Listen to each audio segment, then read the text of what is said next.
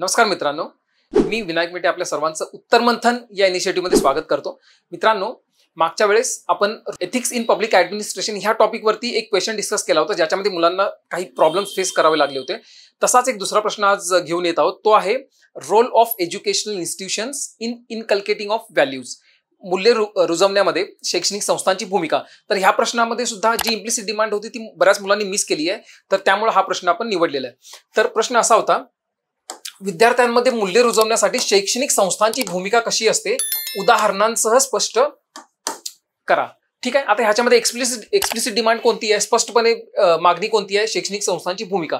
तर अप्रत्यक्ष मागणी अशी आहे की शैक्षणिक संस्था कुठे अपुऱ्या पडतात किंवा त्या कोणत्या आव्हानांना त्यांना सामोरे जावं लागतं. ठीक आहे. तर पहिला मुद्दा इंट्रोडक्शनचा. तर इंट्रोडक्शन करताना जर आपल्याला माहिती असेल की हा प्रश्न कोणत्या टॉपिकवरती विचारलेला आहे, तर संदर्भ क्रिएट करण्यामध्ये आपल्याला त्याचा फायदा होतो. फॉर एक्झाम्पल, हा role of educational institutions, family and society ह्या टॉपिकवरनं प्रश्न विचारलेला आहे. ठीक आहे.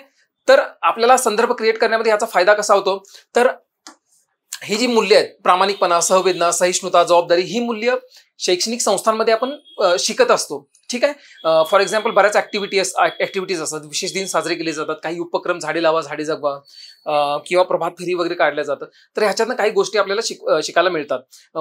जसं की 26 जानेवारी जेव्हा सेलिब्रेट होतो, तर त्यावेळेस आपल्याला पॅट्रिऑटिक फिलिंग, ठीक आहे, देशभक्तीची भावना निर्माण होते. तर असे एक्झाम्पल्स तुम्ही इथे लिहू शकता.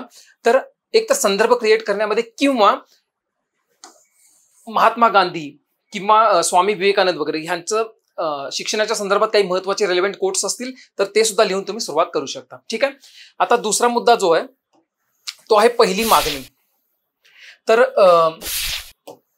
आता ह्याच्यामध्ये बरेच मुद्दे आहेत. अभ्यासक्रम असेल, आदर्श शिक्षक असतील, समाजसेवा कार्यक्रम वगैरे. ठीक आहे. तर आपण स्टेक होल्डर अप्रोच वापरू शकतो. ह्याच्यामध्ये स्टेक होल्डर्स कोणते कोणते आहेत? पहिला महत्वाचे स्टेक होल्डर आहेत ते शिक्षक, दुसरे आपले सहकारी विद्यार्थी, कोर्स स्टुडंट्स. ठीक आहे. तिसरं शाळेमध्ये जे काही नॉन टीचिंग स्टाफ असतील तर त्यांच्यामधलं कोऑर्डिनेशन, त्याच्यामधून आपल्याला सहकार्याची भावना किंवा भूमिका समजण्यास मदत होते. चौथा मुद्दा असेल, विशेष दिन साजरे केले जातात तर त्याच्यातून आपल्याला देशभक्तीची भावना निर्माण होण्यास मदत होते. फॉर एक्झाम्पल 26 जानेवारी असेल किंवा 15 ऑगस्ट. ठीक आहे. त्याच्यानंतर असेच बरेच स्पोर्ट्स ऍक्टिव्हिटीज वगैरे असतात ज्याच्यामुळे लिडरशिप क्वालिटी डेव्हलप होण्यामध्ये आपल्याला मदत होत असते. तर हे उदाहरणांसह आपल्याला पहिली मागणी पूर्ण करायची आहे. आणि असे इन्फोग्राफिक्स वगैरे किंवा डायग्राम्स वगैरे सुद्धा तुम्ही काढू शकता. नाही काढले तरी चालतील, पण थोडक्यात जर जमत असेल तर वेल अँड गुड. ओके. आता नेक्स्ट मुद्दा जो आहे तो म्हणजे सेकंड डिमांड. आता ह्याच्यामध्ये सेकंड डिमांड कोणती आहे? सगळ्या शैक्षणिक संस्थांमध्ये हंकी डोरी सगळं व्यवस्थित चालू आहे का? तर नाही. काही शैक्षणिक संस्थांमध्ये महत्वाचे इश्यूज म्हणजे त्याचं व्यापारीकरण. ठीक आहे.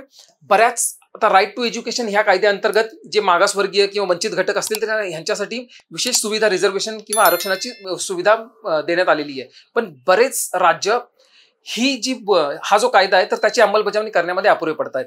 दुसरा मुद्दा, सामाजिक माध्यमं असतील किंवा पॉप संस्कृतीचा नकारात्मक प्रभाव मुलांवरती कसा पडतोय किंवा मुलं सोशल मीडियामुळे, शिक्षणामुळे आणि शैक्षणिक मूल्यांपासून कसं दुरावत आहेत. ठीक आहे. तर हे इश्यूज इथं लिहिणं अपेक्षित होतं. आणि त्याच्यानंतर कन्क्लुजन मध्ये तुम्ही डायरेक्टली काही उपाययोजना सुचवू शकता की कोणते बदल करणे गरजेचं आहे किंवा अभ्यासक्रमात कोणते बदल करणे आवश्यक असेल. ठीक आहे. तर हे मुद्दे जर व्यवस्थित ऍड्रेस करता आले तर तुम्हाला छानपैकी 5, 5.5 किंवा 6 पर्यंत मार्क्स मिळू शकतात. ठीक आहे. तर अशाच माहितीपूर्ण व्हिडिओसाठी स्टेपअपशी कनेक्टेड राहा आणि ऑल द व्हेरी बेस्ट.